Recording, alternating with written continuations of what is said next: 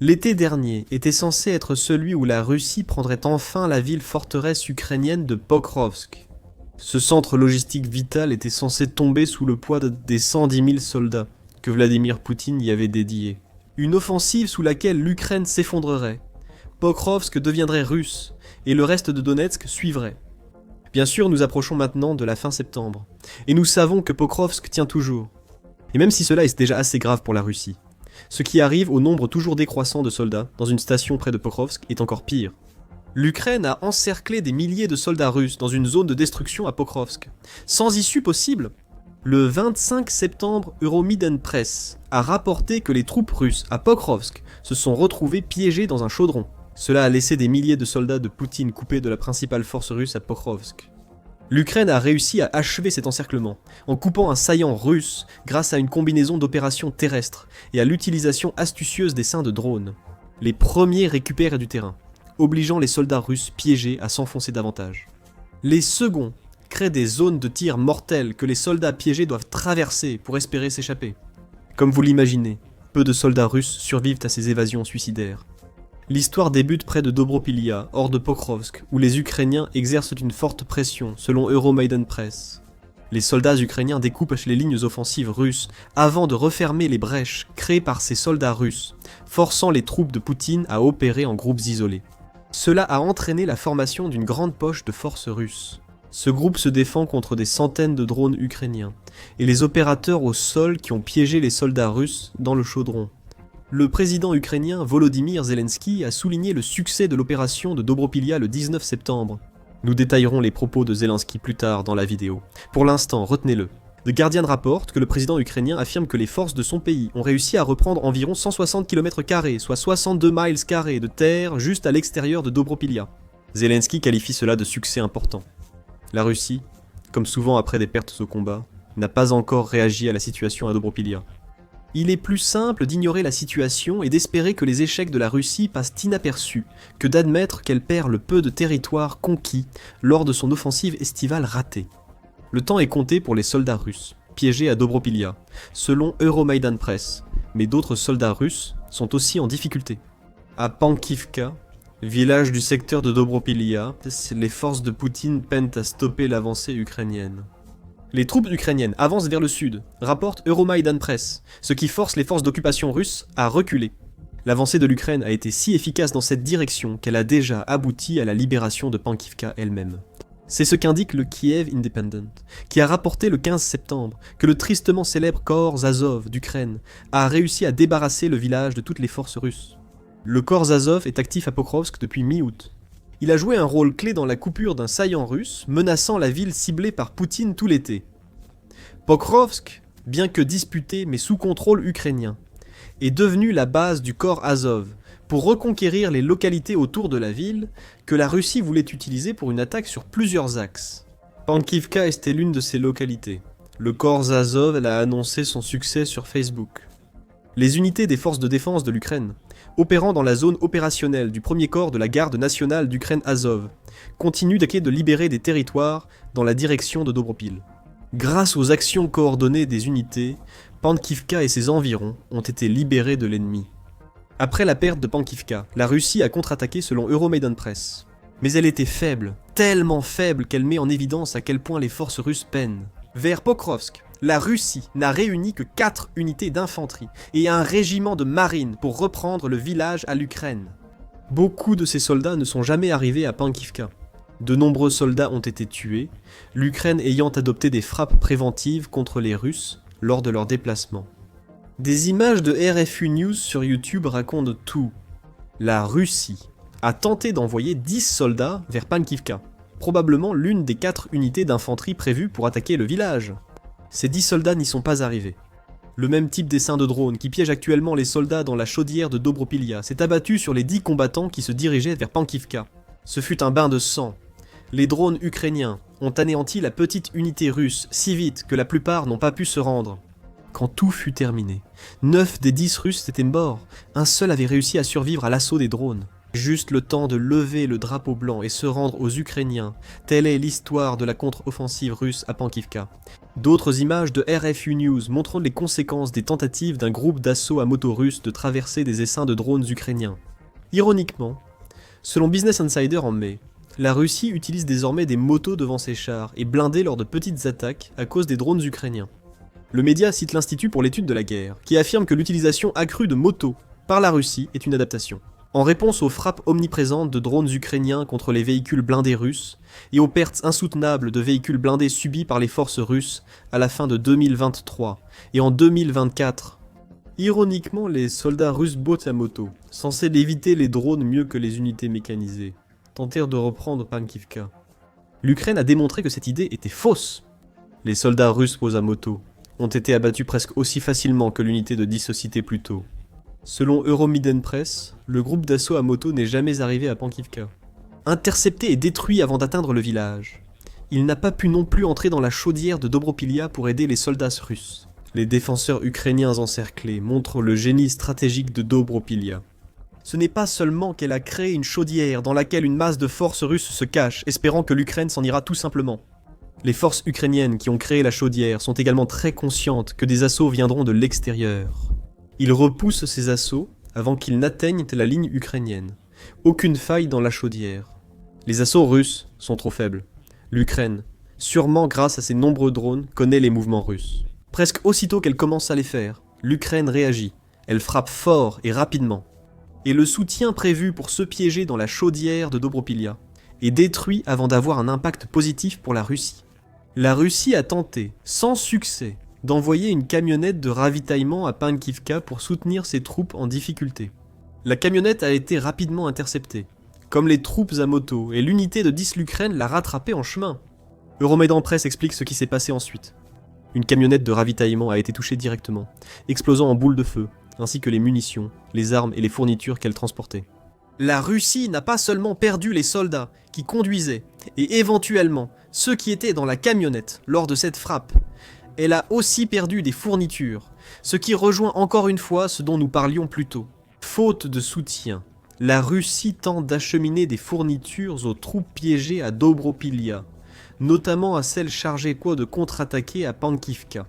Aussi timides que puissent être ces tentatives de ravitaillement, la Russie essaie toujours, mais les nouvelles fournitures n'arrivent pas. Ainsi, les soldats piégés dans la poche voient leur nombre diminuer, tandis que les fournitures dont ils ont besoin pour survivre et se défendre disparaissent progressivement dans la nature. L'Ukraine a ses soldats piégés. S'échapper ne va pas arriver. La stratégie de l'Ukraine, combinée à l'habitude de la Russie de ne pas permettre aux rares soldats qui pourraient être en position de quitter le combat, de se replier, a créé une zone grise mortelle selon la presse Euromaidan, situation aggravée vers Dobropilia. Le chaudron évoqué est le 3e formé dans le secteur ces dernières semaines. Il y en a 2 autres, tous deux créés par la même approche ukrainienne, de refermer la brèche que les soldats russes ont exploitée en encerclant ces soldats, et ensuite d'utiliser des drones pour s'assurer qu'il n'y ait aucune échappatoire. La petite bande de terre située entre les localités de Rzina et Bochkivka en est là l'exemple parfait. Les drones ukrainiens ont transformé cette bande de terre en l'une des zones grises les plus meurtrières. Euromaidan Press le souligne. Des drones surveillent toute la zone. Au moindre mouvement d'un soldat russe, il est détecté. Les drones frappent la zone, forçant le russe à fuir ou à être éliminé. Ces drones surveillent l'arrivée de renforts et de convois, les éliminent et créent ainsi une zone de non-droit. Peut-être que le chef d'état-major du corps Azov est le mieux placé pour expliquer ce que l'Ukraine fait à Dobropilia en ce moment. Le 25 septembre, le Times a publié une interview du lieutenant-colonel Lemko, probablement un pseudonyme. Lemko a affiché une grande carte numérique en temps réel de Pokrovsk et ses environs, puis a expliqué aux journalistes du Times ce qu'ils voyaient. Ici et ici, nous les avons coupés. Ils sont encerclés tactiquement, aurait déclaré Lemko, tout en pointant du doigt le trio de chaudrons que l'Ukraine a réussi à créer à Dobropilia. Peut-être qu'ils peuvent rester là pendant un mois avant de mourir, de se rendre ou de se retirer. Nous sommes 40 000 contre plus de 10 000 Russes. Nous avons gagné ici grâce à une défense de manœuvre et à des décisions rapides et de qualité. C'est un autre point intéressant à soulever. Dans l'intro de cette vidéo, nous avons dit que Poutine a mobilisé 110 000 soldats pour l'offensive d'été contre Pokrovsk. Voici l'approche russe, viser des effectifs bien supérieurs à l'Ukraine. Avec davantage de soldats, La Russie peut subir des milliers de pertes et continuer à lancer des assauts pour épuiser le moral et les munitions de l'Ukraine. L'Ukraine qui affronte ce type d'assaut de front provoque des milliers de pertes russes, mais cela joue aussi en faveur de Poutine. Le dirigeant russe se moque du nombre de soldats sacrifiés, du moment que les défenses ukrainiennes tombent. Le corps Azov a trouvé comment isoler des groupes de soldats russes pour les éliminer. Les ravitaillements et renforts tardent, rendant la tactique essentielle face à la supériorité numérique. Si Dobropilia est un indicateur, les tactiques de l'Ukraine prennent le dessus. Ces tactiques sont nées de l'arrivée du corps Azov et de la mise en ordre des troupes ukrainiennes, explique Lemko. Il y avait un chaos total. Personne ne connaissait nos positions, ni celles de l'ennemi. Il n'y avait aucune deuxième ou troisième ligne de défense, dit Lemko. Durant la première semaine, nous recueillons toutes les informations du champ de bataille pour avoir une vue d'ensemble précise. Les informations se sont avérées être ce dont nous avions besoin pour surmonter le nombre massif de Russes à Pokrovsk. En quelques jours après l'arrivée du corps Azov, l'Ukraine est passée de la perte de territoire à des contre-attaques. Nous constatons l'effet de ces tactiques en septembre, alors que la reprise des territoires continue. La Russie tente de compenser le manque de NIS tactique par la main-d'œuvre, mais cela échoue. Le sort des soldats piégés dans les chaudrons ukrainiens paraît sombre actuellement. Lemko le montre clairement lorsqu'il indique que les seuls choix qui restent à ces soldats sont la reddition ou la mort. Euromaidan Press précise également, citant le colonel Valentin Manko, chef des troupes d'assaut ukrainiennes. Le commandement a confirmé que les soldats russes dans les chaudrons de Dobropilia ont été coupés de tout soutien. Depuis 3 semaines, des drones volent en essaim, créant les zones grises mortelles évoquées plus tôt. L'Ukraine resserre son encerclement autour des soldats russes, réduisant leurs possibilités d'évasion. La réduction des voies d'évasion permet d'engager l'artillerie. Chaque accès et sortie des chaudrons est protégé par une puissance de feu explosive, rendant quasiment impossible d'y entrer ou sortir sans que l'Ukraine le sache. Pour les soldats piégés dans les chaudrons, 3 semaines, c'est long. Combien de temps avant que ces troupes ne désespèrent? Ils manqueront de nourriture et de fournitures médicales. Comme le dit Lemko, les seuls choix qui leur restent sont de mourir, de se rendre ou de se replier, et ces soldats piégés ont déjà vu beaucoup de morts. Au début de la vidéo, nous avions dit que nous reparlerions des chiffres partagés par le président Zelensky sur la situation à Dobropilia et dans la région de Pokrovsk. Le 19 septembre, Army Technology a publié un rapport confirmant l'affirmation de Zelensky, selon laquelle l'Ukraine a libéré 160 km² de territoire dans les régions de Dobropilia et de Pokrovsk. Il précise que depuis la contre-offensive russe, après l'arrivée du corps Azov, les pertes russes à Pokrovsk atteignent environ 2500. Sur ces 2500 pertes, 1300 Russes ont été tués. Les combats sont intenses, a dit Zelensky, et nous avons infligé de lourdes pertes aux Russes. Zelensky a prononcé ces mots et chiffres lors d'une visite symbolique à Dobropilia, selon Euromaidan Press. Zelensky a rencontré des soldats, remis des décorations d'État et reçu des briefings. Il a aussi révélé que l'Ukraine a déminé 170 km² supplémentaires, soit 656 miles carrés, en plus des 160 km² déjà libérés. Ici, déminer ne veut pas dire libérer. L'Ukraine doit encore consolider ses gains.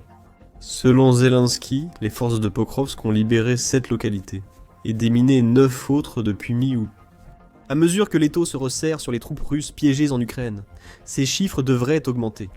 D'après Euromaidan Press, les pénuries de munitions, la logistique perturbée et l'épuisement des réserves empêchent les unités russes de se consolider ou de tenir leur position. Ainsi, plus de territoires sont repris par l'Ukraine et plus de soldats russes isolés sont abandonnés à la mort.